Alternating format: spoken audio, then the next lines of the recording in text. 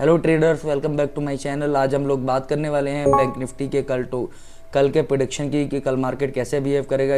इसके अलावा हम बात करेंगे इजराइल फ़लस्तीन जो वॉर है उसका इंडियन स्टॉक मार्केट पे कैसा इम्पैक्ट रहेगा, उसके बारे में भी बात करेंगे। चलिए मैं लेके चलता हूँ आपको अपनी स्क्रीन की तरफ। आज बैंक निफ्टी ने ओपनिंग दी थी अराउंड 44,064 के लेवल पे। उसके बाद से हमें एक अच्छा खासा डाउनफॉल का मोमेंटम देखने को मिला है। हमने यहाँ पर एक एंट्री बनाया था अराउंड 44,000 के लेवल पे। 44,000 के लेवल से हमने प्रिडिक्ट किया था कि मार्केट रिवर्स कर सकता है, बट ऐसा सच नहीं हुआ। हमारा स्टॉप लॉस हुआ, उसमें हमारा टोटल 8,000 रुपीज़ का लॉस हमें बुक करना पड़ा। देन आफ्टर मार्केट ने एक अच्छा खासा डाउनफॉल का मोमेंटम दिखाया। वो मोमेंटम कैरी हुआ है अराउंड 43,797 के लेवल तक। वहाँ पर हमें एक न्यूज़ हम आज इंडियन स्टॉक मार्केट में हमें देखने को मिली है।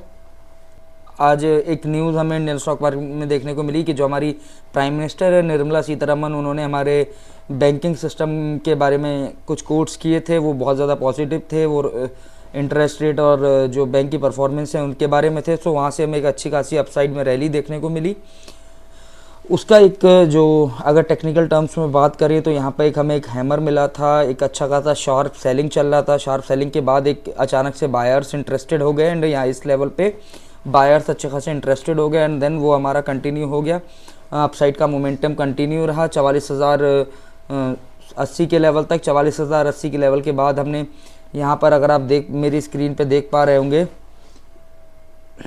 हमने पहले से ही एक पोजीशन बना रखा है।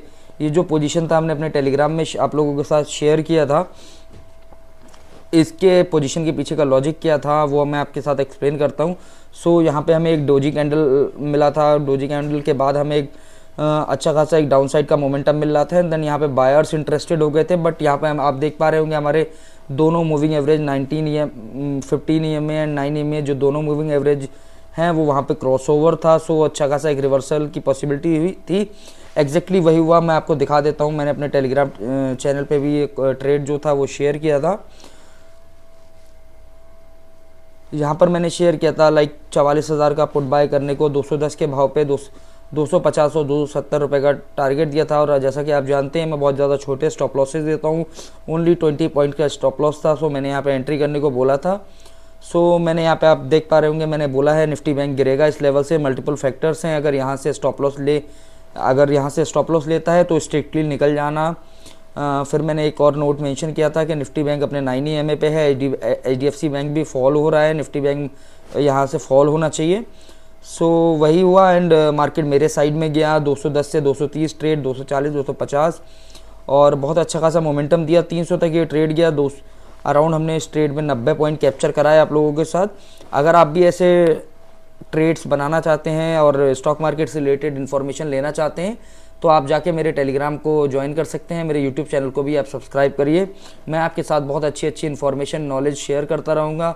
और अगले 4-5 दिन में हम बहुत एक बेसिक ट्रेडिंग कोर्स लॉन्च करने वाले हैं जो कि बिल्कुल ही फ्री होगा। उसके लिए हमें कोई भी कॉस्ट नहीं रखने वाले हैं हम लोग। आप लोग उसको भी देखिए। चलिए मैं वापस आपको लेके चलता हूँ बैंक निफ्टी की चार्ट की तरफ। जैसा कि वहाँ पे मैंने एंट्री दिया था, बैंक निफ्टी कंटिन्यूसली वहाँ से गिरता रहा एंड जो मेरा टारगेट था वो 43,830 का लेवल था। ये लेवल भी मैंने सुबह 9:15 पे ही शेयर कर दिया था अपने टेलीग्राम चैनल पे। इसके बाद मार्केट कहीं ना कहीं एक कंसोलिडेशन जोन में चला गया। ये जो सारा टाइम मार्केट ने स्पेंड किया वो कहीं ना कहीं एक कंसोलिडेशन जोन में था एंड फिर एक अपसाइड के लिए रैली करने की कोशिश किया, बट वो रैली फेल हो गया एंड देन आफ्टर एक डाउन साइड का मोमेंटम देखने को मिला। हमें जो क्लोजिंग मिली है वो 43,868 के लेवल पे है।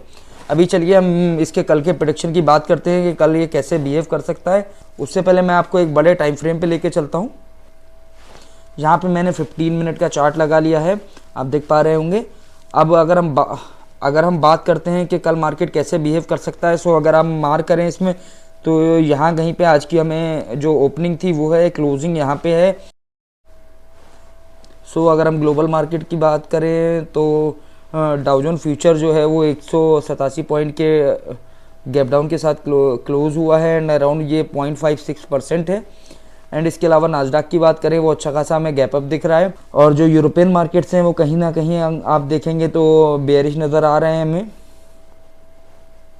गिफ्ट निफ्टी अभी फ्लैट ट्रेड कर रहा है। सो कल के लिए जो हम प्रिडिक्ट कर सकते हैं वो फ्लैट टू बेयरिश ओपनिंग हम प्रिडिक्ट कर सकते हैं। अगर हम कल के लेवल्स की बात करें तो हमें डाउन साइड में 43,000 एक डाउन साइड में हमें 43,800 का एक इम्पॉर्टेंट लेवल जो है, अगर इसको कहीं ना कहीं ब्रेक करता है इसके बाद हमें 43,650 का लेवल मिल सकता है। 43,720 भी एक इम्पॉर्टेंट लेवल हमारे लिए रहेगा। अगर ये सिमिलरली हम अपसाइड में बात करें तो 44,000 का लेवल, 44,200 का लेवल, 44,550 के लेवल, ये 3 इंपॉर्टेंट अपसाइड में हमारे लिए इंपॉर्टेंट रहेंगे। और अभी चलिए बात करते हैं कि जो इसराइल फ़लस्तीन का वार है वो इंडियन स्टॉक मार्केट पे कैसे इम्पेक्ट करेगा और इंडियन स्टॉक मार्केट कैसे प्ले कर सकते हैं उस वॉर के सिनेरियोज़ को। सो अभी हम बात करते हैं लाइक इसराइल जो है एंड जो फ़लस्तीन है। सो जो फ़लस्तीन के सपोर्टर्स कंट्री हैं वो कहीं ना कहीं ईरान है, इराक है और ये सबसे ज़्यादा क्रूड ऑयल जो इंपोर्ट होता है वो कहीं ना कहीं ईरान और इराक से होता है।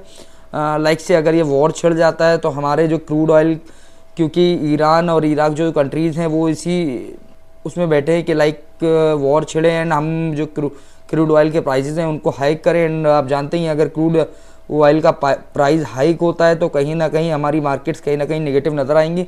चलिए मैं एक बार हम क्रूड ऑयल के प्राइस को भी देख लेते हैं। अभी